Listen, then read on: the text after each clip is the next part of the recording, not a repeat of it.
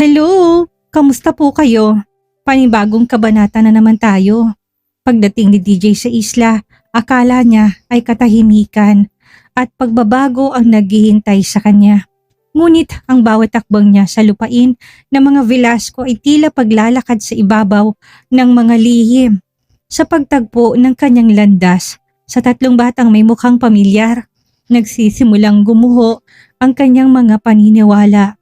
Sino nga ba talaga ang mga batang ito at bakit sa bawat tawa nila, tila may hapdi na tumatama sa puso ni DJ?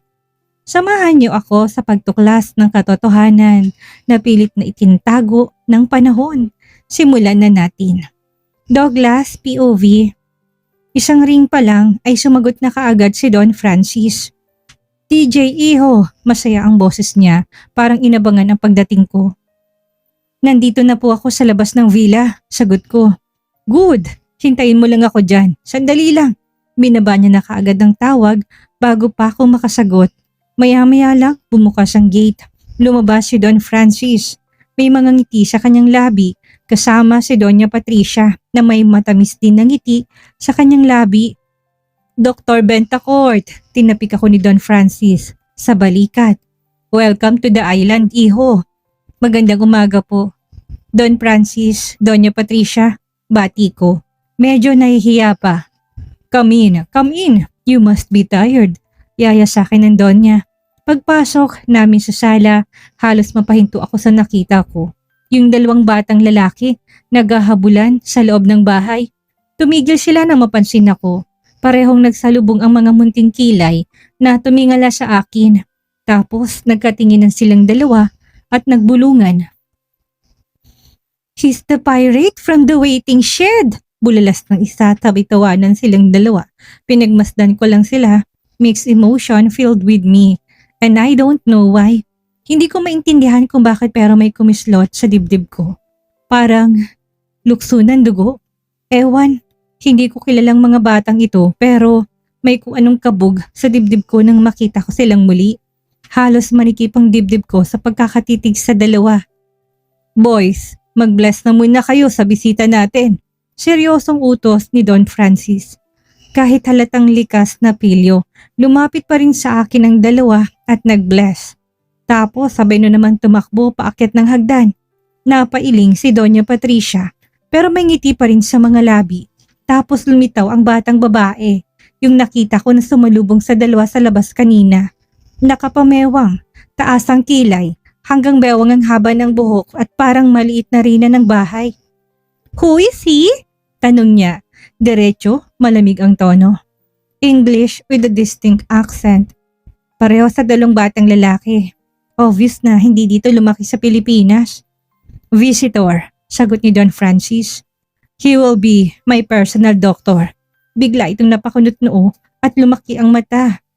But Tita Krista is a doctor. You don't need a doctor. And Daddy Loclod is also doctor. Why do you need another one? Kuryoso na tanong nito. Tumawa si Don Francis. Because I need a doctor for my heart, not for my brain. Paliwanag ng matanda sa bata. Nagpaut ang bata at halatang hindi convinced. Really? He's a doctor of the heart? Sabay tingin sa akin. Then balik sa lolo niya. So, he can heal mommy's heart too? Nagkatinginan kami ni Don Francis. Tumawa siya ng mahina pero ako hindi ako makatawa kasi kung ano yung nararamdaman ko kanina sa dalawang batang lalaki. Ngayon, mas matindi pa. May init na gumapang sa dibdib ko. Parang may pamilyar na koneksyon sa batang ito.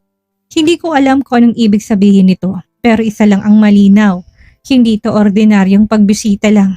May kakaibang damdamin na sumisibol sa puso ko. Why did you say your mommy needs her heart healed? Tanong ni Don Francis. Nakatingin sa batang babae. Nagkibit balikat lang yung bata. Because mommy said her heart, ouch! Sagot niya't parang napaka-obvious na sinabi niya. Sabay hawi ng buhok niya pakanan at parang sanay na sanay sa atensyon. Tumingin siya sa akin ulit. This time, mas matagal. Mula ulo hanggang paa. Tapos balik kay Don Francis na parang may nasilip siyang mali sa akin. He doesn't look like a doctor, Lolo. I think my twin brothers are right. He looks like a hermit or a pirate. He has a long hair and a beard. It's not pleasant to look. Muntik na ako mabilaukan sa sinabi niya. Nanlait pa. Pero napatawa sina Doña Patricia at Don Francis. Genuine laughter. DJ Iho, sabay tapik sa balikat ko ni Don Francis. Magpa-haircut ka nga at mag-ahit. Mukha ka na raw pirata at ermitanyo. Baka mamaya niyan, iba naman ang itawag sa'yo. Pabirong suggestion ni Don Francis. Gusto kong tumanggi dahil may panata ako. Pero anong laban ko? Tumango na lang ako kahit nalabag sa loob ko. Lumapit yung bata at walang takot. Inabot ang kamay niya. I'm Danaya Celine, but you can call me Danaya. And I'm gonna watch you. Seryosong mukha niya at may katarayan sa tono. Then she turned and walked away. Paakyat sa hagdanan at parang matanda na nagbigay ng warning. Sinundan ko siya ng tingin. Hindi ko alam kung bakit pero may gumulo sa loob ko. Kaninong anak siya? I mean, sila. Ang alam ko, isa lang ang anak ni Bea. Si Congressman? Wala pa namang asawa. Si Brayden, never ko pa siyang nakitang nagseryoso sa babae. So, sino? Alangan namang nagkaanak ulit ng mag-asawang Velasco. Pero pinutol ni Don Francis ang iniisip ko. Halika na muna, mag-almusal tayo. You'll need the rest too after your trip. And don't overthink yourself about the kids. They're triplets. Nakangiti pa rin siya. Triplets? Nalaki ang mga mata ko pero wala akong masabi. Gusto kong magtanong kung kaninong anak pero parang nasa mid ang dila ko. Walang lumabas. Sa dining table sa gilid ng pool, naabutan ko ulit yung tatlong bata. Nakaupo at nagsusubuan ng fries at nagdadaldalan. They are so adorable. Tumitig ako sa kanila. Mas matagal ngayon, mas malalim. At doon ko lang talaga nakita.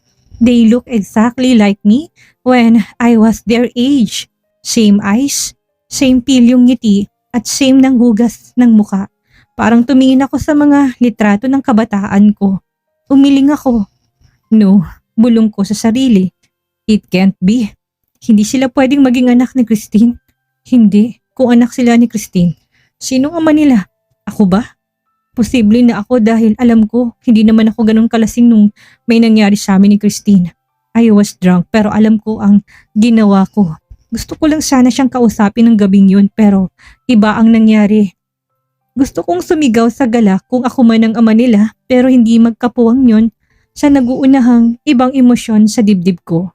Pero napatigil ako nang marinig kong sumigaw ang isa sa kanila, yung mas mataba sa dalawang batang lalaki.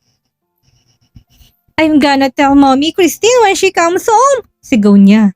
Malakas habang tumatawa at tumakbo palayo sa kapatid niya.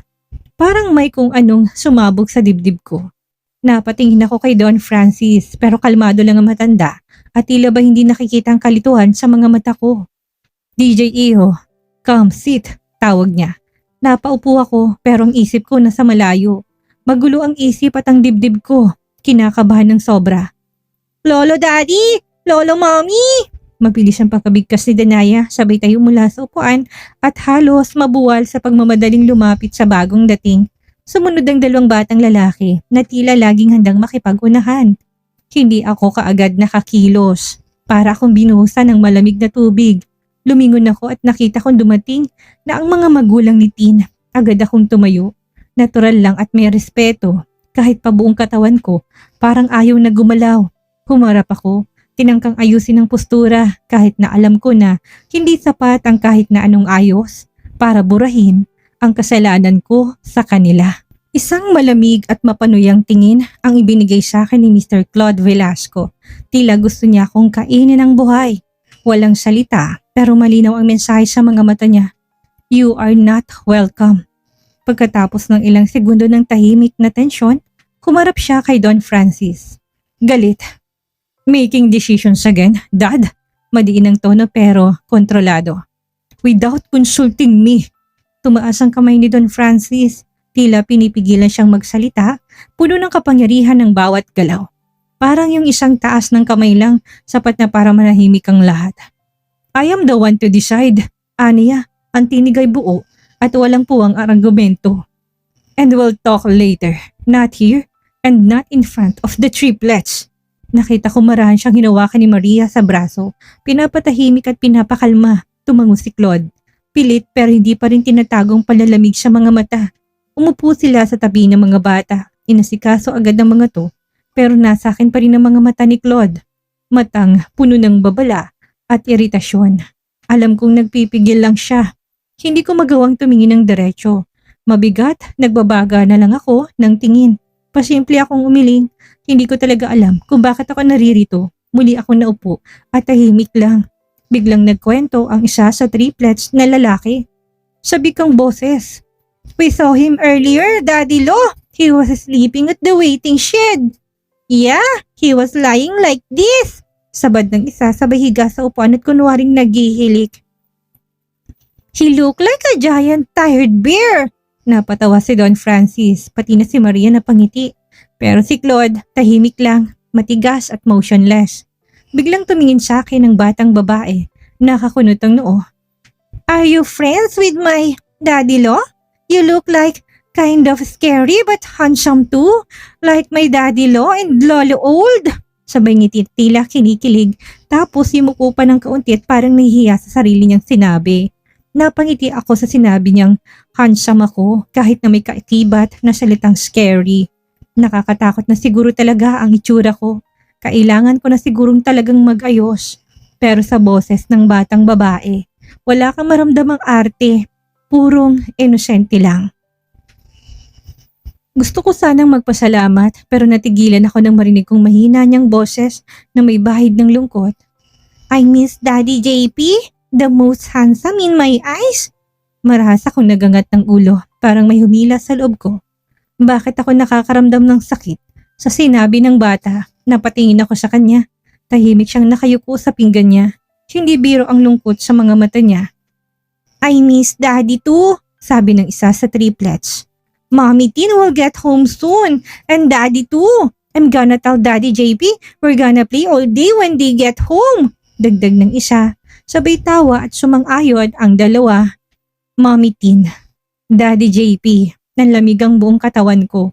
Parang sa isang iglap lang gumuho ang lahat ng iniisip ko kanina. Na ako ang ama nila. Napatingin ako sa mga tao sa paligid ko, asking for a little bit explanation na hindi ko alam kung dapat bang ibigay nila sa akin. Pero pareho lang silang walang emosyon. Nakangiti pa si Claude sa mga bata. Si Maria, hindi makatingin sa akin ng diretso. Napansin ko na nagkatinginan sila ni Doña Patricia. Para bang ako lang ang tumigil sa oras? Ako lang ang nakaramdam ng mabigat na dibdib. Sakit na hindi ko kayang ipaliwanag. Nagkunwari akong ayos lang ang lahat pero ang loob-loob ko nag-uuna ng sakit at lungkot. My face drained with all emotions. Tahimik lang akong napako sa kinaupuan ko habang patuloy ko silang pinagmamasdan. Pagkatapos ng almusal, isa-isang pumasok sa loob ng bahay sina Don Francis at Doña Patricia. Tahimik pero ramdam sa kilos na may pag-uusapan silang mabigat. Sumunod si Claude at si Maria.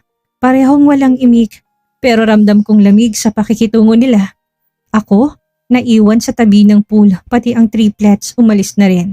Niligpit na ng mga katulong ang pinagkainan. Hindi ko rin alam kung saan ko ilulugar ang sarili ko kaya nag-decide ako na maglakad-lakad sa dalampasigan. Mainit na ang araw pero hindi pa matindi. Tahimik ang paligid maliban sa hampas ng alon at huni ng mga ibon. Akala ko makakapagpahinga ako ng isip. Pero pagdating ko sa may medyo liblib na bahagi ng buhanginan, napansin ko kaagad ang dalawang batang lalaki. Parehong may hawak na patpat, plastik at sinulid. Gumagawa sila ng saronggola pero halatang nahihirapan. Mali-mali ang pagkakatali. Ang isa mukhang napipikon na, yung isa pinipilit pa rin kahit hindi na alam ang susunod na gagawin. Lumapit ako. Need some help?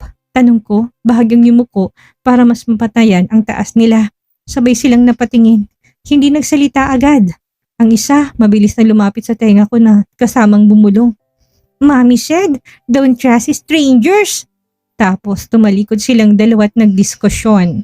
Ramdam kong pagdadalawang isip nila at parang sinusukat kung dapat ba akong pagkatiwalaan. Nagbato-bato-pik pa, natawa ko sa loob-loob ko.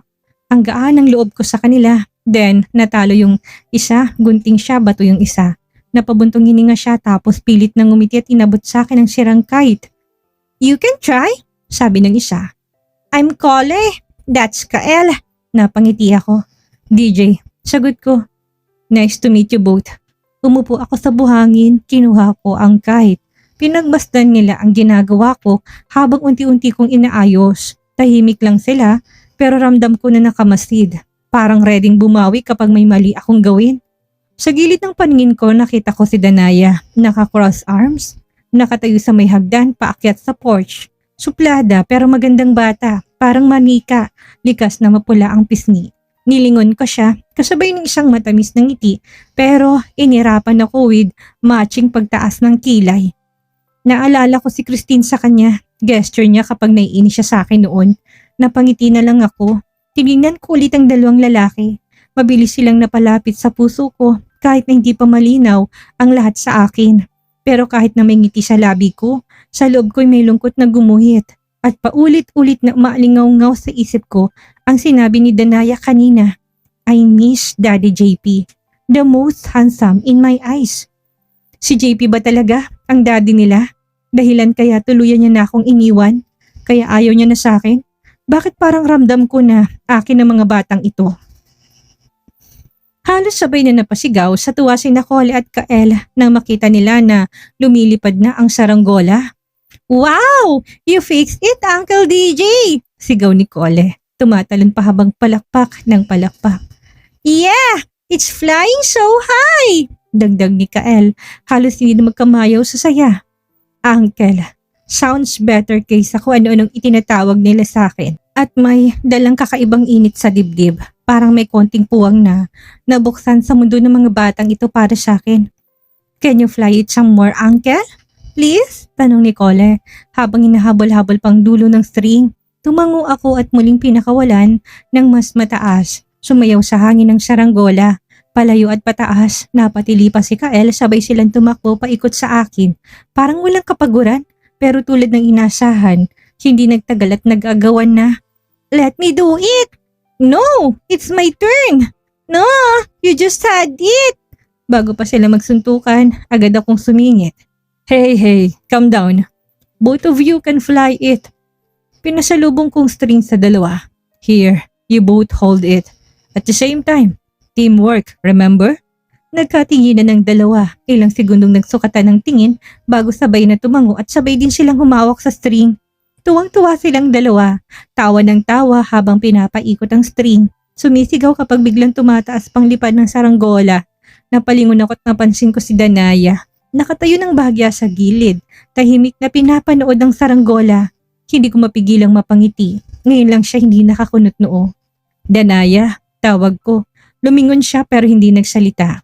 You wanna try it? Alok ko, tinuturo ang string, umirap siya. Literal, as in buong ulo at mata sabay baling palayo pero hindi ako sumuko. Hindi ko susukuan ng katarayan ng batang ito. Come on, it's fun. Try it once. Tahimik pa rin siya. Last na offer ko na to. I promise. Napailing siya pero sa third try ko bumaling siya ng konti. At parang may maliit na parte sa kanya na curious na rin. Kita ko sa mata niya at ayun na nga, lumapit siya. Dahan-dahan, hindi dumiretso sa akin kung hindi sa dalawang kapatid niya. No fighting! Babala niya sa dalawa. Okay, sagot ni Kole, napakamot sa batok. You are not allowed here, taboy sa kanya ni Kael. Because you are crying like a baby? Nagpout ng lips si Danaya sa iritasyon. Lumapit ako, pinakiusapan ng dalawa na isali si Danaya sa laro nila. Ayaw sana ni Kael pero pumayag din. Here, abot ni Kael kay Danaya. But don't let it crash. Inabot ni Diana ng screen. Sa una halatang may pag-aanilangan siya at parang ayaw pa ring bitawan ng padar niya. Pero nang maramdaman niyang hila ng hangin sa string at makitang saranggola sa itaas, unti-unti siyang gumiti. Hindi pilit, kundi saya. Yung totoo, yung ngiti na hindi mo akalain kay Danaya. Tumakbo pa siya ng konti para mas magandang anggulo ng lipad at ayun na nga't nagbagong ihip ng hangin, literal at figuratively. Umiikot ang dalawang batang lalaki sa paligid niya, hinahabol ang anino ng saranggola sa buhangin. Tawanan, hiyawan, laughter that you don't hear in broken homes. Sa moment na ito, parang napakagaan ng araw. Masaya lang with these kids. Tahimik ko silang pinagmamasdan at tinatandaan ang eksaktong pakiramdam ng sandaling ito na ngayon ko lang naramdaman. Masaya? Kakaibang saya. Habang naglalaro pa rin ang mga bata, saglit akong umatras. Tumigil ako malapit sa lilim ng puno. Pinapanood ko silang tumatakbo sa buhangin. Tawa ng tawa habang sinusundan ng saranggola. Masaya sila. Masaya rin ako kahit na may bigat sa dibdib na hindi ko kayang maipaliwanag. Napatingin ako sa direksyon ng bahay. Sa balkonahe, nakita ko sina Claude at Maria. Magkatabi, si Maria mingiti sa labi habang nakatanaw sa mga bata at parang inaabot ng tingin ang mga apo. Mapayapang mukha niya, pero si Claude iba. Nakakunot ang noo ng lalaki. Malalim ang tingin at malamig, para bang sinusuri ang bawat galaw ko. Hindi ko alam kung may ginawa ba ako na mali ngayon na kasama ko ng mga bata, pero ramdam ko na hindi siya talaga masaya sa presensya ko. Maya-maya pa ay dumating si Don Francis. Lumapit sa kanila at tinapik sa balikat si Claude. "You did a great job today, Bentacourt."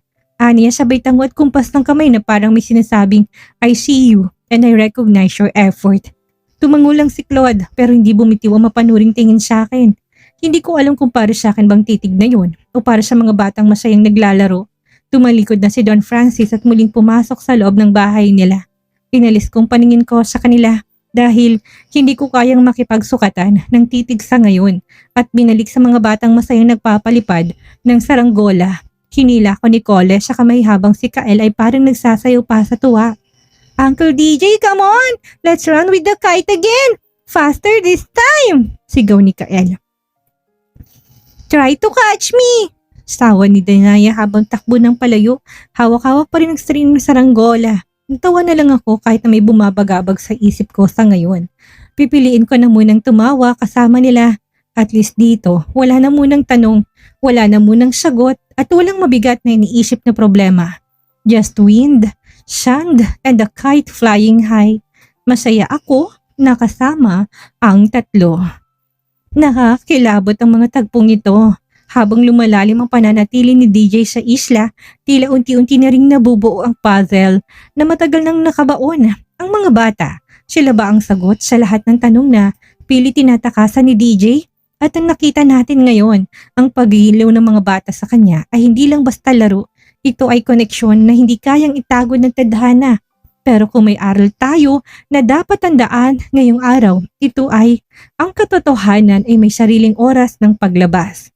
Gaano man natin subukang pagtakpan ang nakaraan o itagong mga lihim, darating at darating ang panahon na ang bawat piraso ng ating buhay ay magtatagpo at magsasabi ng, "Totoo, huwag tayong matakot sa katotohanan." Dahil ito lang ang tanging paraan para maghilom ang sugat na matagal nating ininda. Sa tingin niyo ba, handa na si DJ na harapin ang katotohanan kapag nalaman niya na ang mga batang kabonding niya ay ang bunga ng nakaraan nila ni Tin? At kay Claude naman, hanggang kailan niya kaya mapipigilan ng galit niya para sa kapakanan ng mga bata? I-comment niyo na ang inyong mga hula sa ibaba. Huwag kalimutang mag-like at mag-subscribe para hindi kayo mahuli sa susunod na yugto ng ating kwento. Ako po si Miss Maria, ang inyong tagapagkwento, at hanggang sa muli nating pagkikita.